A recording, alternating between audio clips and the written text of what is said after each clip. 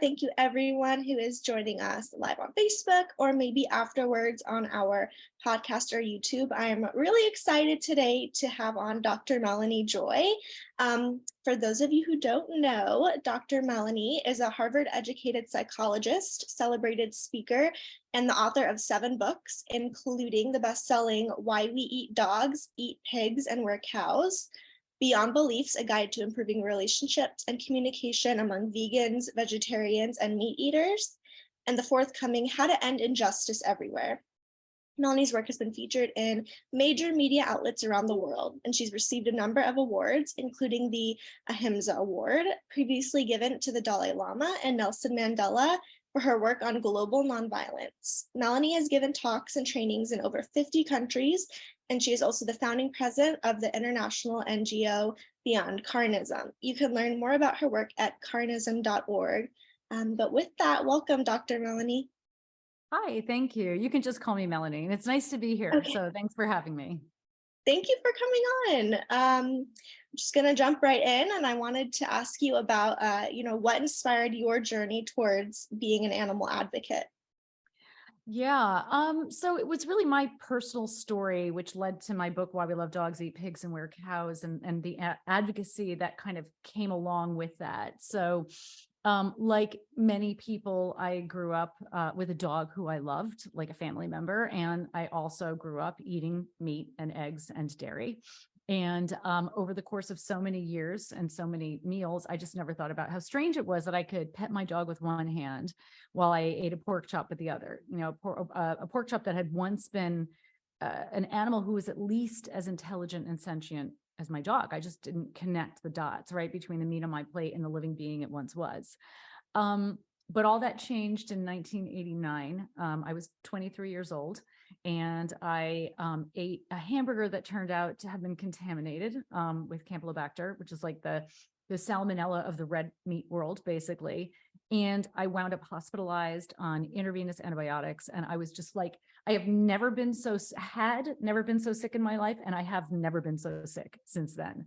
And so after that experience, I stopped eating meat, and I just became a vegetarian by accident because, I mean, in my mind, I don't think there was any like ethical connection I was necessarily making. I was just disgusted by like the last thing that I had eaten. So I became a vegetarian sort of by accident. And then this was what led me to stumble upon information about animal agriculture. And what I learned just completely shocked and horrified me. I couldn't wrap my brain around this information, right? Like the extent of harm to non-human animals, the extent of harm to the environment, and to human health, public health. And this was back in the 80s, right? Before they knew anywhere near what we know today about the issue. So, and along the way of this journey of learning, I became a vegan. But I was shocked and horrified by what I was learning. But what shocked me in some ways, even more than this information, was that nobody I talked to about what I was learning was willing to hear what I had to say. And they would just say things like, don't tell me that, you'll ruin my meal, or they'd call me a radical vegan hippie propagandist. And these were like my friends and family members. They were rational people. They were compassionate people. They were, politically progressive and active people. They were people who loved their dogs just like I had loved my dog, right? But they just, I became very curious about how people could just stop thinking and feeling when it came to this critical, like social global issue. And that was what led me eventually to study the psychology of violence and nonviolence broadly, and to write my doctoral dissertation on the psychology of eating animals specifically. And this led me to write my book, Why We Love Dogs, Eat Pigs, and Wear Cows, which eventually led me to found the NGO called Beyond Carnism, which is what my book is about, the psychology of eating animals. Okay, great.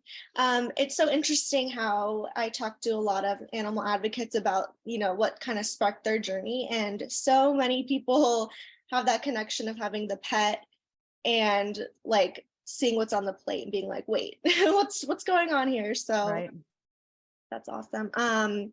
Well, can you tell us a little bit about the kind of work you do or anything new you might have going on right now? Yeah, so my organization is Beyond Carnism, and our mission is to expose and transform carnism globally. And let me tell you what carnism is first, so listeners know what I'm talking about, and then I can talk a little bit about how we work toward that, and most importantly for listeners here, like how we can support them. So whoever's listening, I'm assuming is, somebody who wants to be or is actively involved in being a part of the solution to this, global catastrophe that is animal agriculture. And so we are a support organization. I created this organization and the materials in large part to support the people who are doing the critical work of raising awareness and helping to create a better world for all beings. So carnism, what I discovered in my doctoral research is that there is, in fact, an invisible belief system that conditions people to eat certain animals. And this is the system that I came to call carnism. Carnism is basically the opposite of veganism, right? We tend to assume that only vegans and vegetarians follow a belief system, but the only reason that we might eat pigs or chickens, but not dogs, is because we do have a belief system when it comes to eating animals. So some of the work we do at Beyond Carnism is raising awareness of carnism for non-vegans and also for vegans as well, because there's this particular psychology, I call this a carnistic mentality, that causes people to disconnect from the truth of their experience when it comes to eating those animals they've learned to classify as edible. So they look at a hamburger and, find it appetizing and eat it. And if they were to hear that that hamburger was made from golden retrievers, they would probably not see it as food, but see it as a dead animal, be disgusted by it, and rather than eat it, throw it in the trash and maybe even take to the streets and protest. So we raise awareness of carnism, the psychological defense mechanisms that distort our perceptions of, so-called edible animals for non-vegans. And we have a lot of videos that people can, easily, short videos that people can share, and piece of information that people can share with non-vegans to help open up this conversation. And we also work to support vegans primarily through our Center for Effective Vegan Advocacy. So, we create trainings. We have a lot of materials, a couple of books, a lot of books actually, but books specifically about how vegans can improve their communications and relationships and advocacy. Trainings, a lot of free materials. In fact, most of what we have is free. For anybody who wants to improve their communication, their relationships, understand the psychology of non-vegans, and be an effective ambassador for the cause. And one of our newest projects is our End Infighting project. And this is a project that is designed, it's going to be a large website that we're working on now that is designed for anybody who wants to learn about what are the causes of infighting, what are the costs of infighting, and most importantly, how you can become immediately proactive in reducing and ending infighting in the groups and the causes that you're involved in. So people can come to carnism.org or veganadvocacy.org, and we've got lots of materials there. Wow, you're doing amazing work. And just, because our whole thing is training animal advocates, and, we know the whole like sharing information, and you can do all that and you can raise awareness, but then like learning how to actually communicate and see things from their point of view is huge. So love what you're doing with that. Thank you. When it comes to veganism and animal advocacy, what action do you think is the most critical right now, and how do you think we can best inspire people to move toward that? Well, I mean, the good news is that we don't have to just kind of figure this out. There's like a lot of science behind this. Like there's a lot of research that's been done, in terms of what motivates people to make change, and to engage in change. And so there are many different sort of types of approaches that are needed to change. Carnism is like a global, multifaceted problem, right? So we need a multifaceted solution. We need direct action. We need all kinds. We need lobbying. We need people in politics. We need institutional change. We need individual diet change. All kinds of approaches are necessary. That said, when we're talking about advocacy, and advocacy is actually communicating, not all kinds of approaches are in fact necessary, and they're not equally effective, and some are in fact counterproductive. And I would say that no matter what you're doing, whether you're doing a demo, or you are just communicating with people in your life, you're always communicating. Your actions are communicating something. So it's really important to understand what are the core principles of effective advocacy.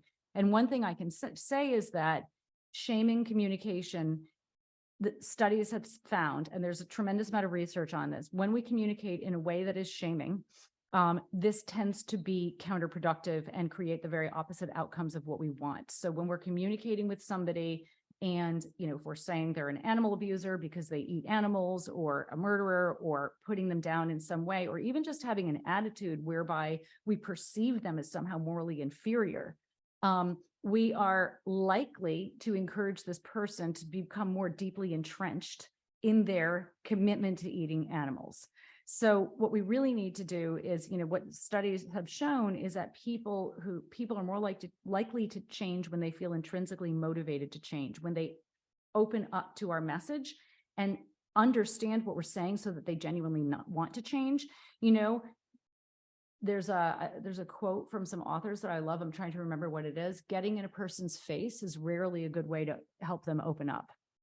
So one thing that I would say is that, when communicating, whether it's holding up a sign or, creating a video or, whatever it may be, try to start from a place where you separate the person from their behaviors, and you recognize that good people can and do participate in harmful behaviors, and this doesn't make them a morally inferior person or a bad person. And if you can take the shaming out of the communication, you really increase the chances that your message will be heard the way that you intend it to be. Not everybody is ready or able to move toward veganism. We know this, but for the people who are, they'll be less likely to shut down to your message. Yeah, that makes perfect sense. Okay, well, thank you so much for coming on and sharing about what you do. I know we basically just scraped the surface of everything that you have. So I hope our community will enjoy researching what you've done and everything. And thank you so much. Yeah, great. Thanks. It's a pleasure. Visit us at carnism.org. We will. All right. Bye, everyone.